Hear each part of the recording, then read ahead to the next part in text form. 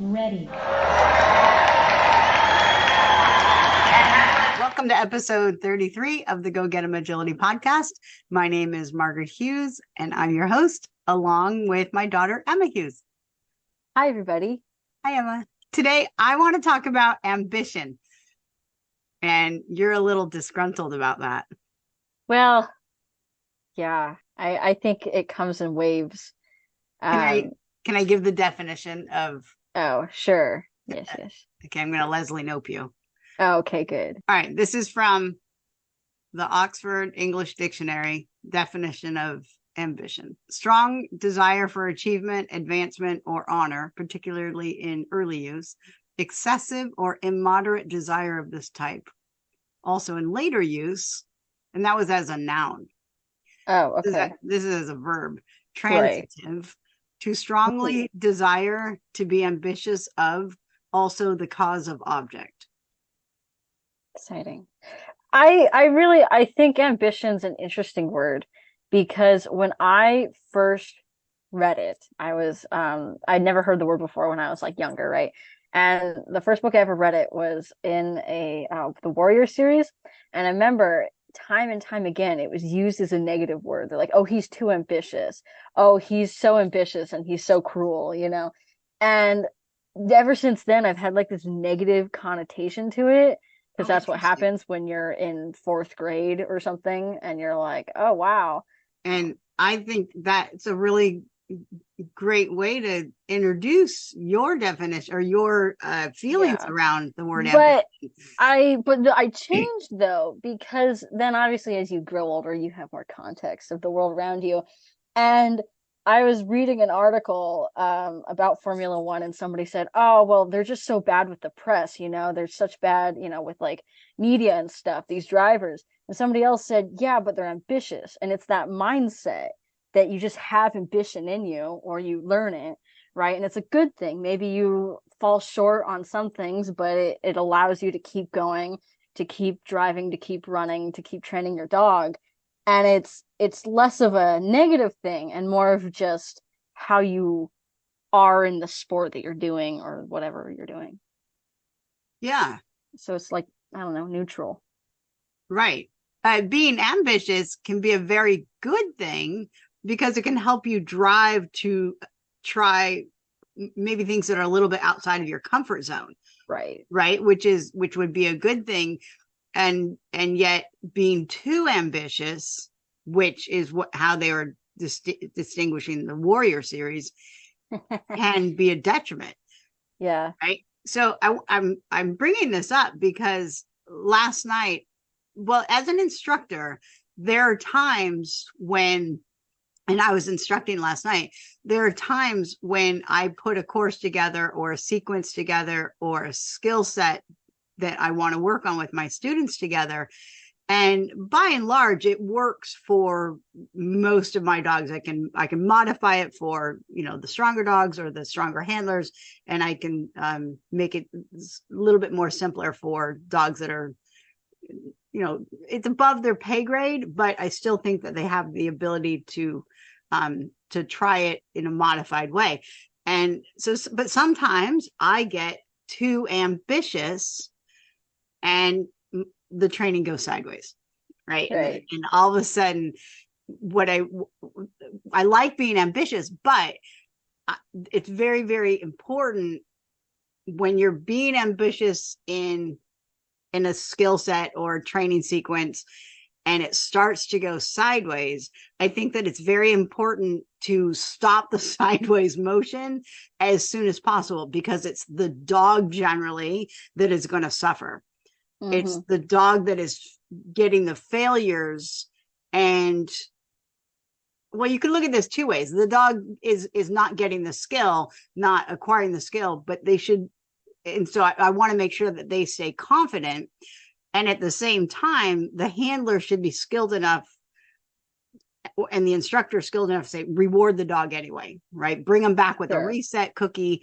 So this is ambition. You're Well, too ambitious. sometimes I'm too ambitious in my training that I throw at my students. Yeah. And The, sometimes it goes sideways. And it went a little sideways last night for a dog handler team that we were working on weave pulls. And so and at first I'm like, they'll get it. I know the dog has the skills. We just need to help modify the handler just a little bit to help them help the dog in the skill. And it just kept going sideways. It just kept going sideways and just kept going sideways. And we were rewarding the dog in between. We wanted the dog to keep winning, regardless if they were getting the skill right. But all of a sudden it hit me like, Margaret, take it down a notch. Take it down a notch. Make it easier for the handler. It was the handler who was struggling. And because the handler was struggling, the dog then wasn't getting the sequence. I always remember this. You reminded me. In middle school, we used to have a PE coach, and she would have a T-shirt that said "Calm down, bro. It's PE, not the Olympics." And you just made me think of that. Like, calm down, bro. It's training. I'm learning weave pulls. I'm not going to EO, right? I remember you saying that in one of our earlier podcasts. Yeah, calm down, bro. It's a trial, not EO. Yeah, but But sometimes it's also, I think it's like, just because you can't do, I don't know, something, right? You're coming into the weave pulls and you're like, oh my gosh, my dog can't get this. That doesn't mean you're not ambitious enough. It just kind of, if you still want to, complete whatever you're doing and you can't, it's just time, right? Time and skill. And time and skill can build ambition, I think. I think ambition can overrule fear, or it can for me, at least. If like, I'm, what? yeah, Oh, you said something. I think that when you set out and you have the ambitions of doing a certain sequence or a certain skill, teaching a certain skill, and it starts to go sideways, I think the most important thing to remember is that you just need to train the dog that you have in front of you.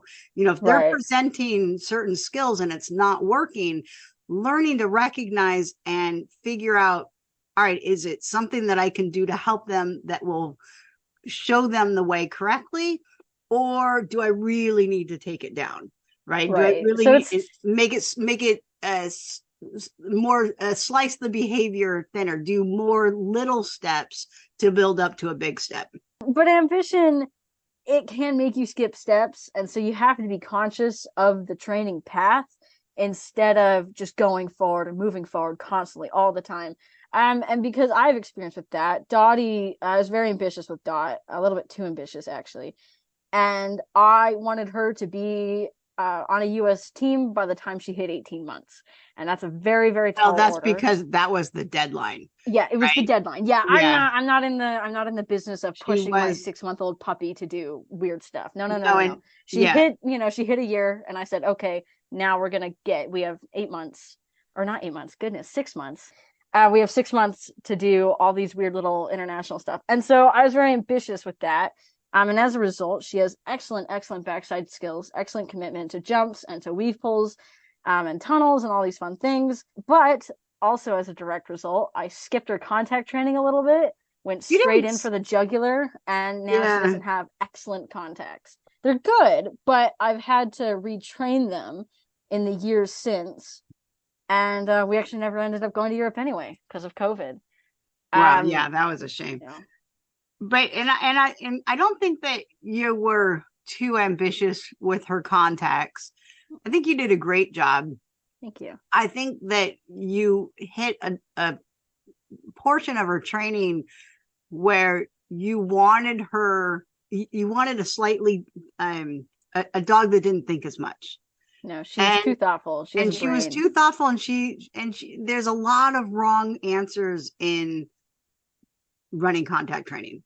Just, I So mean, many. just overall, it just seems to be one of those skills that is extremely difficult to teach a dog to hit with their back feet, right? And Yeah, that's what you that's were what we were going doing. for. We were in the age of the back feet You, hit. yeah, you were Yeah. going for a back foot hit as low into the yellow zone as I should have said though, because I was what, 17, no, 16, 16, 17, and I should have said, this is too ambitious for me. Let's just do whatever foot you want, Dot. And I didn't, and I kept pushing for the back feet because I Yeah, wanted but that that's little what that hop, was skip, the and a jump I instruction do. that was the instruction that you were under. Yeah, yeah. And I'm not saying that the people who instructed me weren't. They're brilliant. Right. Absolutely amazing trainers, amazing information. And I kind of ran out of time as well because then I went back to school. And so then school took over, and then I just didn't. I think if I had stuck with Dottie, I think that that would have done well because there's about a 3 week span where she was hitting back feet in the contacts beautifully and she was flying. I have Yeah. a few videos of it and it was amazing. And so if I just stuck with it, we would have been okay. I'm not saying that the training that we did was wrong. It was just I kind of lost. I had too much ambition and then I lost it once I went to school, which is natural. And then I didn't see her for what, 2.5 months. Yeah. So Yeah, and but yeah. I hope that you don't quit on her. I mean, she's got No, of great course contacts. not. That's the thing. If she does have good contacts, they're thoughtful. They're She thinks slow. she thinks That's what very thoughtful means. It means they're slow. And I having well, a she's thoughtful dog slow. is good. She's only slow really through the down plank, right? It's so She's great embarrassing. right up Oh to the down God. plank, and then she thinks about going into the yellow. So, You see the gears okay, turning in her head. Because it's weird because she doesn't think about anything else ever. I mean, she thinks about jumps sometimes, but okay. So you're saying that it's good to be ambitious. Ambition is a good attribute to have, and but then there's also the downside to being too ambitious. yeah. So I guess the point of my podcast, the point of talking about ambition, is that as an instructor and as a trainer of my own dog, that when I have ambition to try a skill that may be a little bit above my pay grade, maybe a little bit above Eli's pay grade, is to go for it, but to recognize when to slow down and make the steps more refined for the dog and for your own handling. Well, yeah, and that's true if you are in a I did a few summer classes over over the summer, obviously. And I was doing international stuff. And I do think a few of the people that came to me, they're like, this is cool. Okay, I've done a few lessons and his backsides and stuff. And they're like, but this just isn't for me. This is too ambitious. And so I think it's also okay to tell your trainer, like, I don't want to do this. Like, I don't want to do backsides. I don't care. I just want to have fun with my dog. And this is too much for him. This is not how I want this to go. And so as a baby trainer, I don't care. Like, I mean, I care about you as a person and as my client and your dog and stuff. And I hope everything is good for you for the rest of your life. But if you tell me, I don't like this. I don't like backsides. I don't like weird weave pulls. I'm not coming to you again. That's okay. I genuinely, I'm like, oh, okay, cool. I'm glad that you advocated for yourself instead of sitting day in and day out of this weird little international sequence I've got going on. You're like, I don't like this. And I'm glad that you didn't sit there. Right. Yeah. Yeah. Sometimes I think I'm too ambitious for some students. Oh yeah, you're I just have so many, oh I have so it's many and we're goals for kind of y'all. we're carving copies of each other where we're like, okay, do it again. Okay, I do it think, again. Okay, do it again, but harder. And I think that maybe for some people they're like, no, I don't care. I don't want to do this. I think And what that's it is, okay. yeah, I think what it is for me is I see the brilliance at the back of the room. Right. I can see that even though the dog may be showing all these like funky behaviors immediately, I can see the brilliance that the dog can display.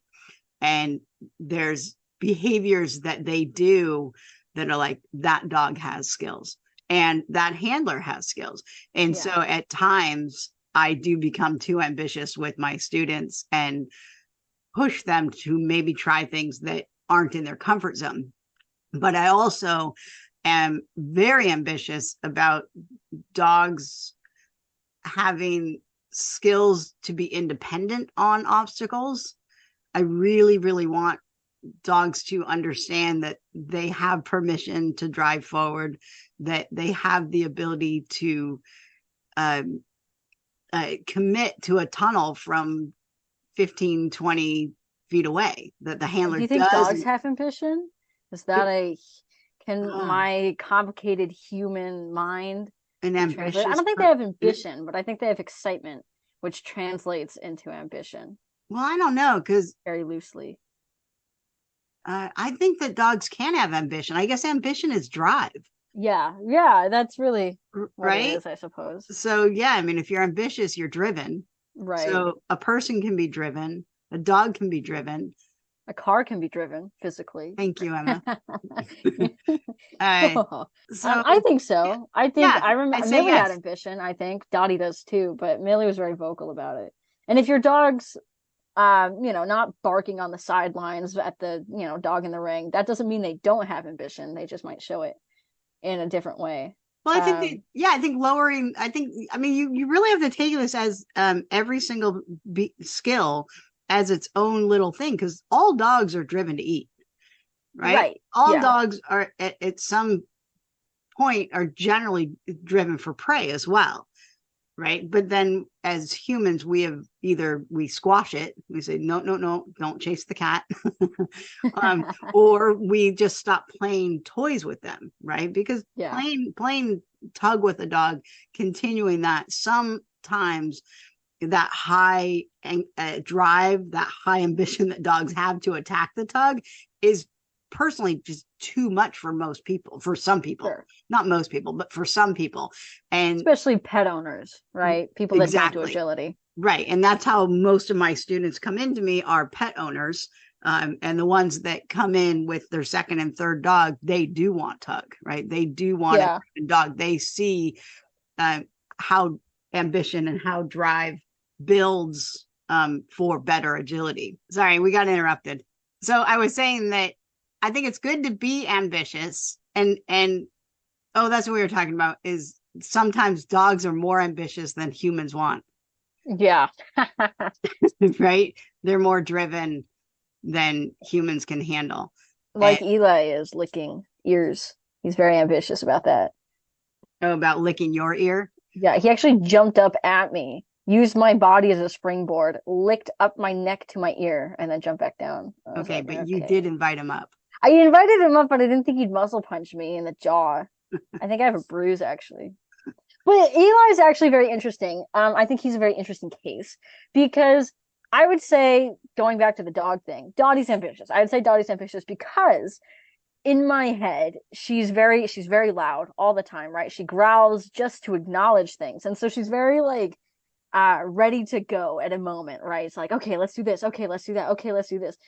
And Eli's very interesting because I'm not saying he's less ambitious. I'd actually argue that he's more, but he's just chill, right? In everyday life. He's like, yeah, okay, you can push me over and rub my stomach. Okay, we can go outside. It's all good. Sure, okay. Like you take food away from him and he's like, yeah, okay, you can have that. No worries.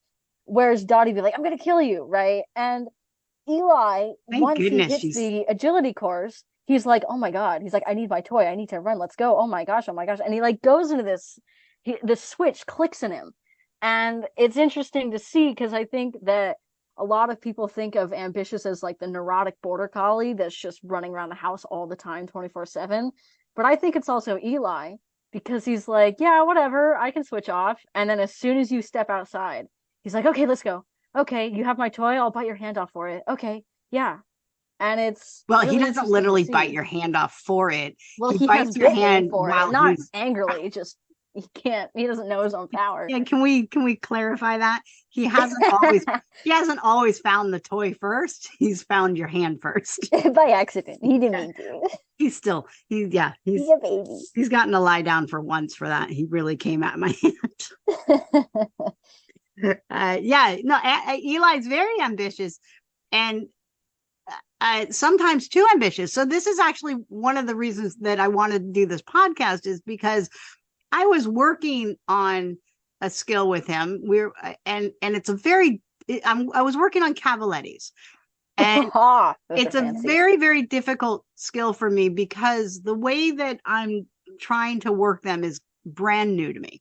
So my history with cavalettis is they trot through, they learn about body awareness, foot awareness, they learn about stretching out their front legs, stretching out their back legs to keep a trotting motion over the poles. Well, I'm working on walking, Oh, so not trotting. not trotting through them, walking through them. And Okay.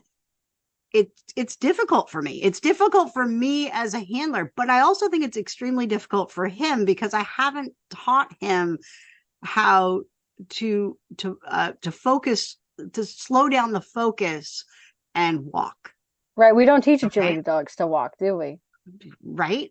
Right. I mean, literally Stay, all it run. was throughout contacts is teach her to run, teach her to run, get her to run, Yeah. get her to run, It's- right? That's all you do. Yeah. It's stay, run, stay, run. Yeah. Right. And so the reason that I'm teaching him to walk is because there's a lot of benefit to it. His breeder, Kristen Walter, is if I get this correctly, a canine physical therapist. And so she does a lot of prehab and a lot of rehab for sport dogs. It's a self-study PDF with video links on how she teaches Cavalettis. And it's very broken down into little steps. And these little steps they're great. But for Eli, he wants to do it and get a reward. Do it and get a reward. Well, Right. This is very slow down and do it and get a reward. She even says in the beginning, it'll feel like you're teaching stopping when in fact you're teaching walking. Do you reward in between each Cavaletti? Is that how you get the walking part? You reward for them staying in collection. Okay, because my question was like, do you free shape that? I mean, that would be no, a we're not really free shaping. big... We're targeting it with my hand. Okay. But okay, so you just kind of... But he's so ambitious for the food sure that he's engulfing my hand. So he's not targeting my hand. He's going for the cookie. And the way that it's taught is that you reward just prior to the action. So okay. it's kind of flipped on its head. And we did the same thing with the tuck sit, and it's very flipped on its head for me. And so I personally am struggling as a handler, learning how to deliver the cookies appropriately to get the desired behavior I want, where to keep my hand, how to teach them to target my hand but not eat my hand for the cookie, right? And so it's this little dance that we're doing. But in doing that, I was quite ambitious in the way that I have my Cavaletti set up, and he was literally steamrolling them as he was coming. And I'm like, what are you doing? What are you doing with your feet? And I'm videoing everything. And so I went back, and he's not lifting his feet up. He's literally not lifting his feet, which was interesting to me because I'm like, man, this is why I wanted to do it. This was the reason that I'm ambitious, is because I am seeing that he's not picking up his back feet. Yeah, he's a bar knocker, isn't he? Because we're what, 6 inches right now? He's at 8 inches. He's at pretty 8 consistent about not picking up his back feet. And he'll be 10 months. Right. And maybe as the bar gets higher, he might naturally start to pick up his feet, but it's better to nip it in the bud, right? So I got ambitious and I raised it up to, I think it's 6 inches. It's and then he just steamrolled the whole thing. And I'm like, okay. Well, he didn't completely steamroll it, but wasn't what I wanted. So I put him back down to, I think it's 2 inches off the ground. And when I went back and I looked at the video, he's lifting his feet as high as the 6-inch one. And I'm like, he is trying. He is. It's just, I have it set up incorrectly somehow to either be too close for his natural footfall, or they're too high. My Cavalettis are homemade, so I probably completely messed up. You're spray painting them on the lawn earlier. They completely messed up on the height, but they're obviously, the high height that I have is too high for him right now. The low height is working. He is lifting his foot, and he's being very careful about the lift of it. Now, the mechanics of me keeping him in a straight line and him not pacing but walking is still a work in progress. But what I liked, one of the reasons I want to talk about this video is because, or this podcast, is because I was ambitious in my training with him on these Cavalettis, And yet, when I go back and I look at the video, he is trying, he is working. And so my ambition, while it may have gone a little bit sideways immediately in the training, I am seeing the benefit of it. Yeah. Right. I am seeing the benefit of it. And there's a learning curve, as we said throughout this podcast. There's a balance, right? Don't be too ambitious, but also don't be too non-ambitious, right? I don't know what's the opposite of ambitious. Ambitiousness. Yeah. Well, I think the most important thing is that if you are too ambitious, which I think it is okay to be too ambitious, but make sure that the dog is winning. Make sure that regardless of your ambition, that the dog is, you're working right at the level that keeps them slightly in the uncomfortable zone, but not the this is easy zone, and not the hard zone. Oh, so I went to a zany camp. Oh man, we should have done a podcast on zany camp. Maybe we will. Well, I wasn't there. Maybe I'll do one by myself. Went to a zany camp, and I'm pretty sure that it was, I'll have to go back and look at my notes, but I'm pretty sure it was Dudley Shoemate who talked about concentric circles. So when you throw a rock into the river, you have these concentric circles, right? And she said the center circle is your comfort zone. That is where you feel comfort, and it's an easy place to be and live. The second circle is your uncomfortable zone. That's where you want to live. That's where you want to train. That's where you want to be just slightly uncomfortable. And then the third circle out from that is overwhelmed. So you don't want to you don't want to train in the easy comfort. You don't want to train in the overwhelmed zone. You want to be in the uncomfortable zone. So train in the uncomfortable zone, push yourself a little bit, but not to the point of being overwhelmed. Yeah. That can be for either you or the dog. Or both. For you or the dog. Yeah, if the dog's giving you 3-4 wrong answers, then you're in the overwhelmed zone. Right. I used to have a violin teacher. I used to play the violin, and she would always say to us, I'd rather you be wrong and loud and proud about it than correct and meek, and we can't hear you, and you're drowned out by all those flutes, right? And that always kind of stuck with me. And it's the same in agility, right? Where I don't want you to be wrong all the time, but I'd rather you make a big effort, at least try, be ambitious, do it a lot. And if you're still wrong at the end of the day, well, that's okay. Just go back and at least you tried, right? It's at least you're putting yourself out there. And it feels kind of weird. Agility is very eyes only on you, right? You're the only person in the ring, the only dog in the ring. So it's hard to be ambitious at trials and stuff, but it pushes you. It really helps you perform leaps and bounds ahead of people who stay in the comfort zone.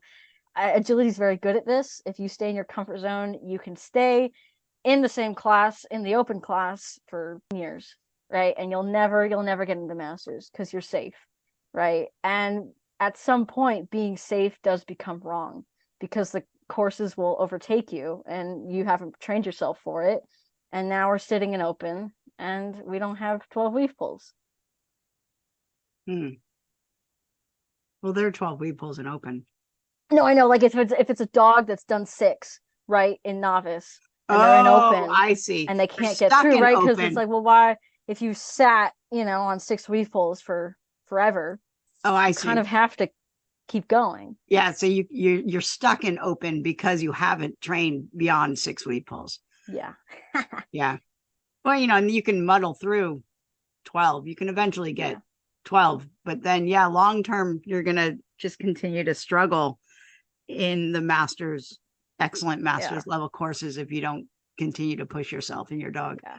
And that's why I think generally today, I think it's been a huge, huge thing. And we actually talk about this a lot, you and I, that young dogs are getting better, right? So there used to be this agility like graph of, okay, young dogs are not as good. And by the time you hit 5 or 6, okay, now we've got a good dog. You're in masters, you're comfortable. This is great. But these days, I'd say ever since the COVID days, especially, dogs are coming in at like 2 or 3 years old and they're excellent, right? They're going into Premier, they're trying to get onto, these international teams, they're trying to go to nationals. And I think the ambition of agility has skyrocketed, I especially think with that, all the social media coverage that it gets, right? On the news, all these new people are coming in and they're kind of pushing the regular crowd around. And we're starting to get more ambitious now. We're starting to have young teams come up quite quickly. And I think that's really good for the sport. well, yeah, and I think that training has changed dramatically Oh, yeah. rather than just We're very put you. scientific these days. Yeah, I think that breaking the the skills down further. I mean, I think weave poles are revolutionized by 2x2s. I really Yeah. do. Yeah. I've never I've trained a lot of different ways, and I mean, maybe if I went back and I trained channels the same way that I have the knowledge now that I train 2x2s, maybe they'd be good. But the 2x2s make sense to me. So Yeah. for Yeah, and the running mass amount, contacts, right? It used to be kind of a guess and a shot in the dark, right? And now yeah, we're like literally teaching dogs to hit with their back feet. That is yeah, or incredible their to me. front feet. I mean, I think Yeah, it's that's changing. I changing mean, the as well. back feet's a pretty common one, but yeah, yeah. So And I yeah, I remember mean, it used to Millie be had back running feet. contacts. It used to be back feet, back feet, back feet, and now it's like, well, if you get the front feet, the back feet are going to be pretty dang close. So, Yeah, because the back feet just overlap the front feet in a yeah. full run. But my point being is that when I was very young, so this is a very recent change because I've been doing agility, what, 16 years now, which isn't a long time in the grand scheme of things.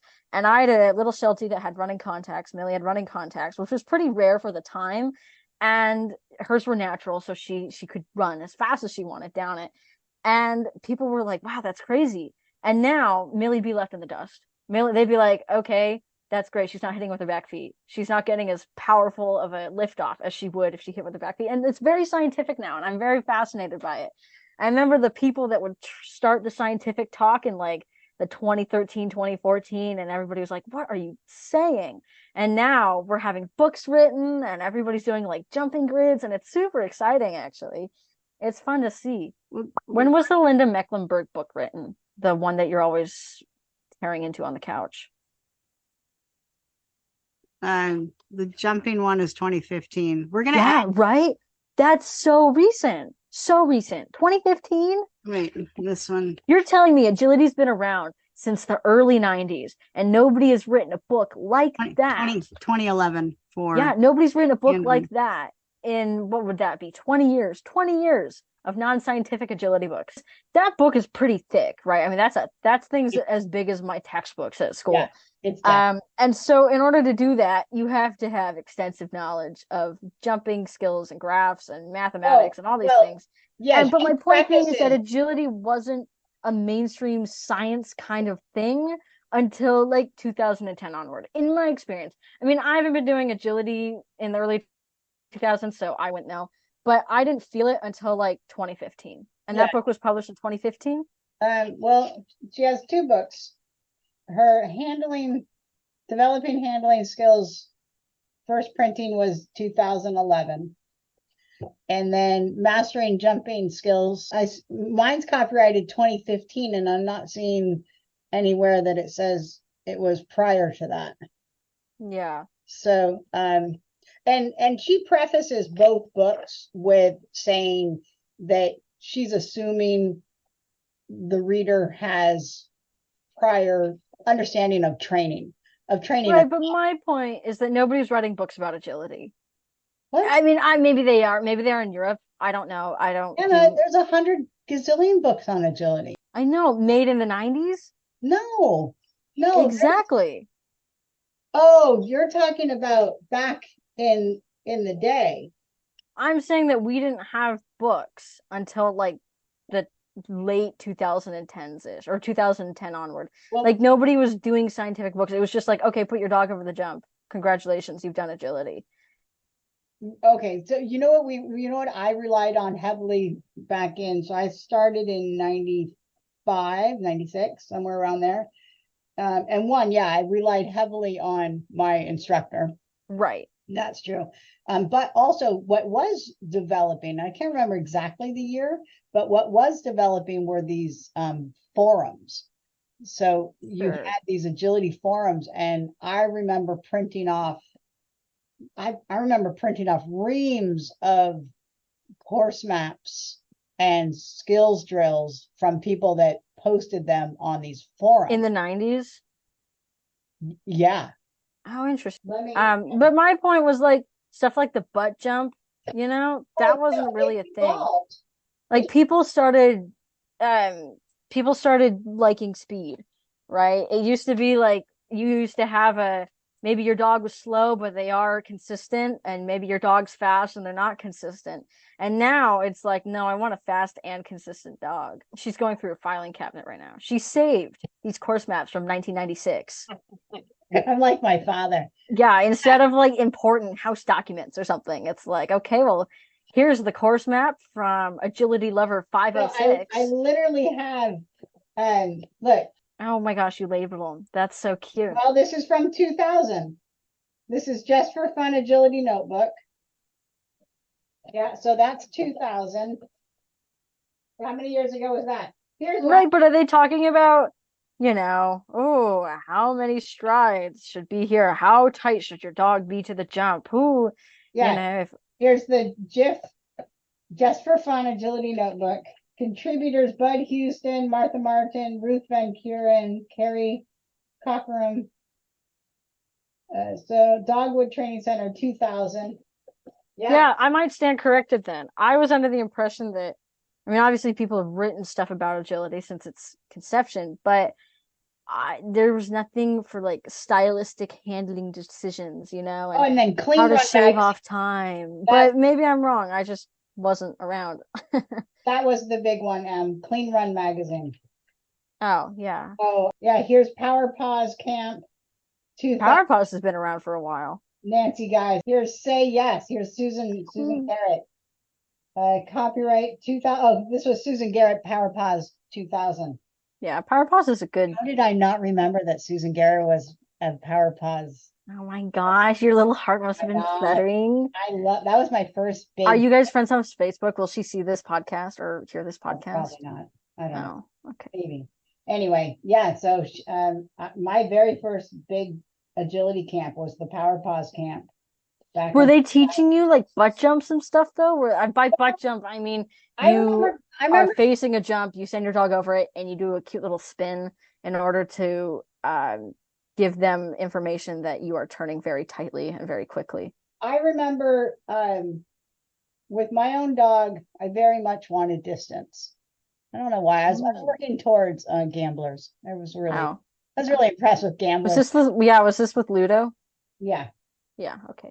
And so here's some send work. The only reason I keep bringing this up is because my running contacts class, which I took in 2021, I want to say, it was scientific. I mean, there was pages upon pages upon pages of just back feet like discourse and back feet discussions and back feet like, how does this work? How does the dog know?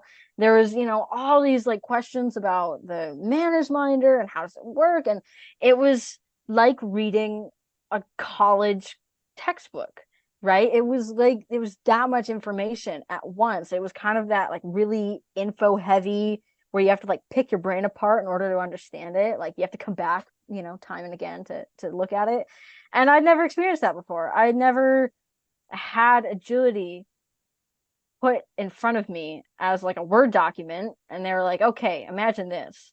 And we went through, every scenario, left turns, right turns, tight turns off the dog walk, and what to do on the table, and, stuff like that. Or not the table, but what to do on the A-frame. And I was so fascinated by it. I was really excited about it. And I would say that, yes, we did. It was just, I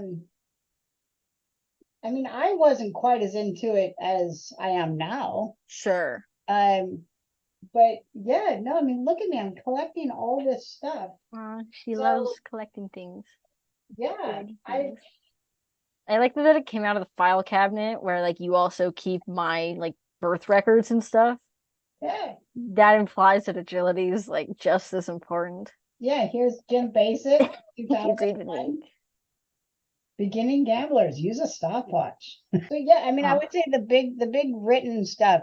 I mean, I remember Nancy Guys just writing a ton for. that's ambition, right? You have this knowledge and you would like to share it with the world. Well, and I'm sure that back in the day, she was probably doing a lot of experimenting. Sure. Wow. And I think that all trainers, well, I won't paint that broad brush. I would say that all progressive trainers are constantly trying to evolve better solutions for Right. their own dogs. Safer, faster, easier in So, that order. well, I would say safe, easier, faster. I think Now some you, go faster, easier. I go easier, yeah. faster. Uh, for She's so and cool. and that also spans a broad spectrum of learning abilities. Right. Human learning, the way that humans learn. Now, there's a fascinating Boy. psychology book in I itself. should get my psychology friends in on this. I'll be like, guys, do you want to do a podcast? Absolutely, because Yeah. teaching agility is fascinating, the different personalities that come into class. And it's interesting, those The that personalities of trainers as well. personality of trainers, personalities of students, and those that I think, oh, they're not going to stick around, right? Like I know that their dog has the skills and everything, but they just don't seem ambitious to do agility. And there is some ambition that's definitely needed in the early days because Ah, not, such a slow process. yeah, But I would say there's a handful I of people that have proved you wrong. 100%. That's my point. Is Oh, okay. I think yeah, they probably won't last. And Right. oh my gosh, here they are 3 years later, 4 years later, still running the course with me, and they're brilliant, right? And so, Yeah. What you're a dog trainer, not a human psychologist, right? no, not at So all. Yeah, I didn't that'd know. be cool if you did have a psychology, like a background in it, and then you were a dog trainer and you're like, I got the No, dog down, I got the human down. I can some, tell you all your problems. and then yeah, there's a quite a personality difference between those that they're ambitious and yet their own handling skills, they really, really have to work at them. And Hmm. go home and they practice and they come back and I can tell that they practice. I can Yeah. tell somebody who has been training on themselves for their crosses. Yeah. 100% I can tell. I can tell if you've been doing it outside of class, it shows. And I think it shows with the dogs. The dogs love it, right? The dog's like, oh my gosh, you practice. Good job. Thank you. That makes Yeah. sense. I think the dogs love it. So anyway, I think that for years people have been ambitious in agility. And I think that ambition for handlers, I think it's a great thing. I really do. Yeah. Ambition is change, isn't it? It's Yeah. progressiveness. And I think for instructors, or for me as an instructor, I think that when I'm overly ambitious for one of my students, I think the most important thing is for me to recognize that quickly and to modify the drill or the skill or the training to not only help my handler, which is quite important to me, but also more importantly to keep the dog in the game, right? Yeah. So as the handler's learning, we have to keep the dog in the game as well. And so sometimes, let me hold your dog. Let's have you do this by yourself. So yeah, keeping the dog ambitious as well, wanting to keep that drive going. Yeah. The fun sport. And ambition does build on itself. Once you get your little train moving, all of a sudden you're like, I want to keep doing this. I want to do it again. I want to do it again. I want to do it again. Yeah. This ambitious is interesting though, because it can be dangerous. You guys always, by you guys, I mean you and my father, always, I think it was started out as serious and now we just kind of make fun of each other. But I would do all these funky little things and trials that would cost us cues. And when it's money on the line, right? When you've paid a little bit of money for this, you have a tendency to not be as ambitious. Now, I was young, so it wasn't my money that was being spent. And you guys would always say, Emma, just do the basics. Go Meat back to potato. basics. Meat. Yeah, don't do any of this. And so it's a perspective thing as well, because I think that at that time, at the height of Dottie and I, and Dottie was what, like 3 or 4, um, in my head that wasn't meat and potatoes. Like genuine, like that's why I did it, is because in my head I was doing basics when I was doing all these funky little things. And it's not like, oh, I'm holier than thou, I'm just so good. Wait, It was you just thought, that I had wait, worked wait, so hard. I'd wait, practiced wait, you thought you were doing meat and potatoes? genuinely on Millie's life. Yeah. Oh my God. On the house, on the car. Yeah. I'm like, oh well, she can do that. So let's just do it. You were It not wasn't, doing and it meat and wasn't a oh, let's see if she can do it. I was like, yeah, I think she can. And I genuinely thought that she did, and it was just stuff that I did wrong. Hmm. Can you hear said That's dot interesting. drinking behind me? That's an interesting thing. What my instructor, it's quite common. It's quite common that when something goes wrong early on in the run, like a bar goes down or you get the wrong course or whatever, you've NQ'd at some point early in the run. It's quite common to then go for it, right? Like, I'm gonna see if I can get distance. I'm gonna see if Are I you saying that I just shouldn't have gone for it from the No, get-go? no. Let me finish. Let me finish. And she used to say, "Can you just do that right from the beginning? Don't Mhm. don't wait for an NQ to happen to go for it. Now, wait. Go for it." You were telling me in my younger teenage days, you're like, Emma, stop doing all these weird little moves. Well, sometimes your moves are a little over the top. Okay. Okay, a It's little. called, it's the new European style. Haven't you heard? So anyway, yeah, being ambitious. I wanted to Yeah. talk about it. Being ambitious without danger. I appreciate you talking about it with me because sometimes I get a little too ambitious with Eli. I have toys too. You can rev up ambition of your dog, right? I am very good, not good, but I have toys with Eli, and he gets a little insane, and I like that. That's ambition in my head, right? Is when he's a little bit on the edge and his eyes get a little bit too big, right? Um, Yeah, but and see, maybe for I you, don't it's mind more that. calm, cool, collected. Okay, I don't mind that. I just think he's too young right now, right? Like I See, don't. and I disagree. As long as it's not injuring him. Obviously, I'm not going to have him do like VFLs or something. Right, That's ridiculous. But right, as long as it's not hurting him. right. And so I'm totally okay with him being slightly on edge as far as craziness, but I also like to have some impulse control in there. So I love that back and forth, but I also want to just check his body because he is a little reckless in his body. He is. And No, that so is very true. I want to just hold off, give him a little bit more time to grow, a little bit more time to come into his muscles, come into his body, come into his brain. Yeah, I just like the implication that it makes me sound like I'm like putting him over 16 inches, right? And doing all these funky little No, you're things. not jumping him, but No, I'm not jumping him. No contacts. No, you've done all the contact work. The foundations of contacts. I haven't touched that. We're just doing jumps and he tunnels. hasn't been on an A-frame or a dog walk yet, right? And No, I mean like you have your little board out, right? Oh, And you right, do right, the right. So, little yeah, like and 2 on 2 off board. I don't do any of that. right. We've been doing Uh, running contact work on the mat. We've been doing the teeter. He ran a full length teeter, not full height. He ran a full length at what, about a foot off the ground for the first time I don't know. I wasn't a couple there. days ago. But yeah, we've been doing the bang game. He's coming along, keeping his confidence up, keeping his drive up, keeping his ambition up. Yeah. Oh, All right, and I what's was too happening? ambitious when I first met him. I made him do a rap on a jump stanchion. He'd never done it before, went through the jump stanchion. Jump stanchion fell on top of him, and he did not look at me for about 2 weeks, and I cried. He had done And so one that with was too me, ambitious, right? And it wasn't necessarily dangerous to him. It could have been dangerous, but it was more if he decided, he's like, no, you're too ambitious for me. I don't want to work with you. We became friends though quite quickly after that. We figured each other out. All right, thanks for talking with me. Yeah, I love thank you. you. Ready.